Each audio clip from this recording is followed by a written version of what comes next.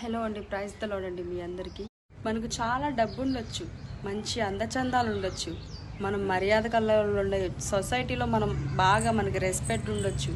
కానీ ఏది ఉన్నా ఏది లేకపోయినా ప్రతి ఒక్కరికి ఉండే ఒక ఆస్తి మరణం. ఎలాగైతే మనం జన్మిస్తామో అలాగే ఒకరోజు మరణిస్తాం.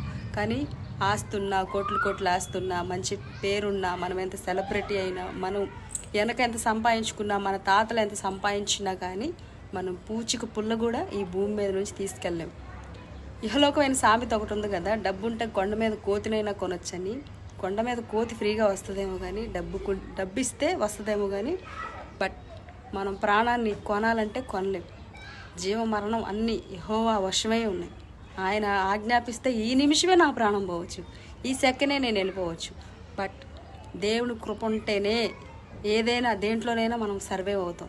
మనకు అహంకారంతో మాకు డబ్బు ఉంది, అందం ఉంది, ఆస్తుంది, పదవులు ఉందని అహంకారం పోయాము, దేవుడు వంగని కాళ్ళు వంచేస్తాడు.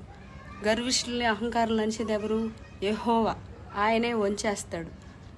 మనం ఆయనందు విశ్వాసం ఉంచి పేదల్ని కనికరించాలి.